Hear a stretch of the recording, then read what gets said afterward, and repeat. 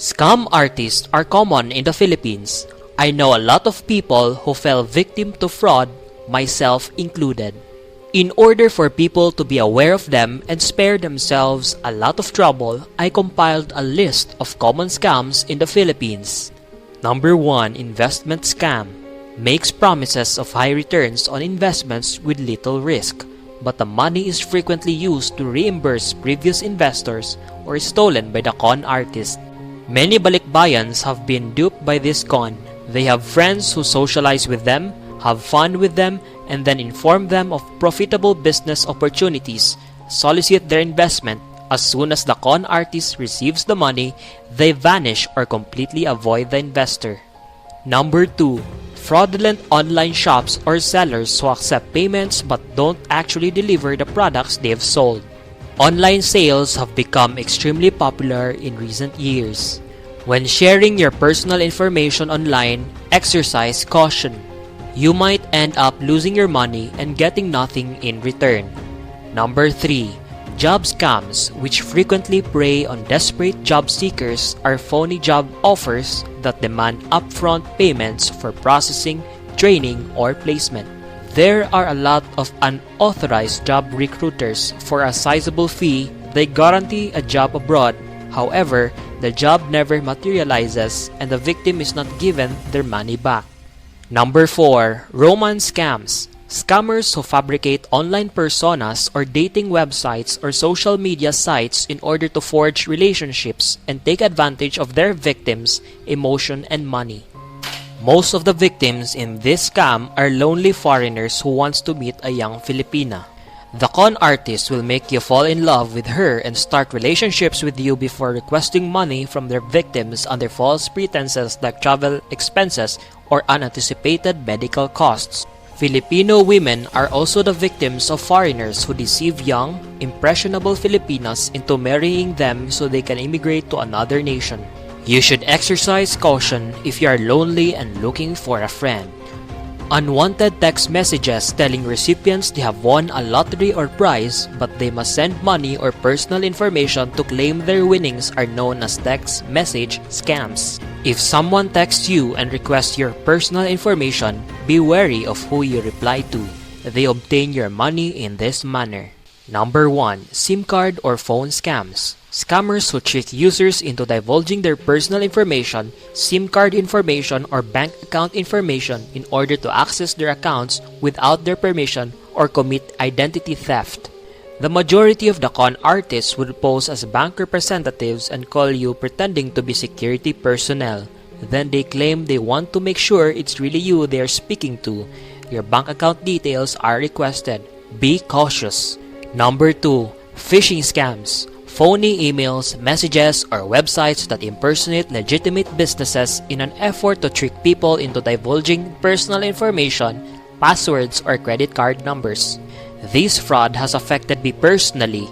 My attention was completely captured by an email I received about a job opportunity, turned out to be fake, and I ended up losing some money.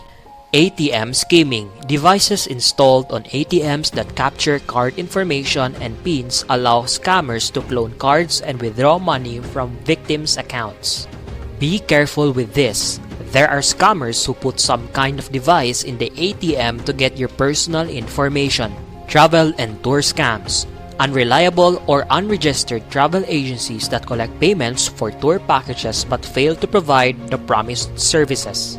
I know of people who bought travel packages online that turned out to be scams. Number 5. Scams involving real estate include people posing as legitimate real estate agents or listing fraudulent properties and obtaining fees or down payments for homes they do not own or are not authorized to sell. This also happened to me. I purchased some undeveloped land from a person who claimed to be the owner, but it turned out that they were not the owner. With this, I suffered a significant financial loss. Number 6. Scams on Facebook. A person may pose as one of your Facebook friends and request money from you in case of an emergency.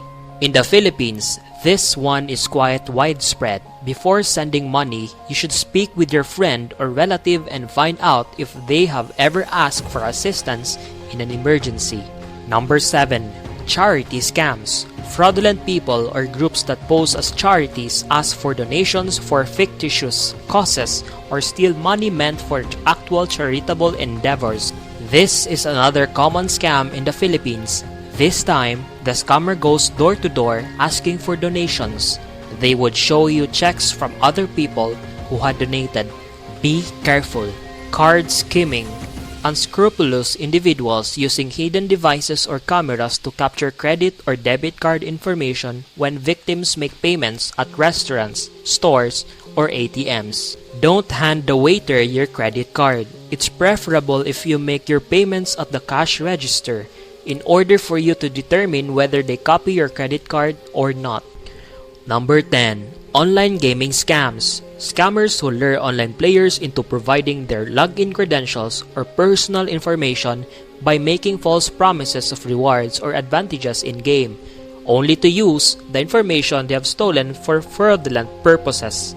Online gaming is growing in popularity. There are games that give you cash prizes, but in order to play those games, you must pay. Number 16. Pyramid or Ponzi scheme. Participants are urged to enlist new members and make investments while being given the promise of substantial returns. Another widespread con in the Philippines is this one. When someone tries to convince you to join a multi-level business, proceed with caution because many of them are pyramid schemes. The scheme eventually fails, though, as new investments are used to pay out the current participants. Foreign exchange trading scams make exaggerated claims of high returns, frequently in exchange for upfront costs or investments. However, the trader either gives false information or vanishes with the money. This con victimized my father. The company sends out recruiters to ask you to invest in Forex. They claim to have a system and can make you a lot of money. All of your money is gone when you least expect it. Regarding the crypto scam, the same idea holds true. Someone will ask for your investment capital so they can trade on your behalf. They will initially let you win, which will encourage you to place larger trades. Then, suddenly, the trader will vanish. Another cryptocurrency scam involves being asked to invest in Bitcoin mining. They promise you a significant return, but in reality, you receive nothing. To protect yourself from scams, keep in mind that being informed and cautious is essential. Inform the appropriate authorities right away if you notice any suspicious activity or think you may have fallen for a scam. Please like, share, and subscribe so we can make videos that highlight the Philippines and Filipinos. Please like, share, and subscribe. Thanks for watching.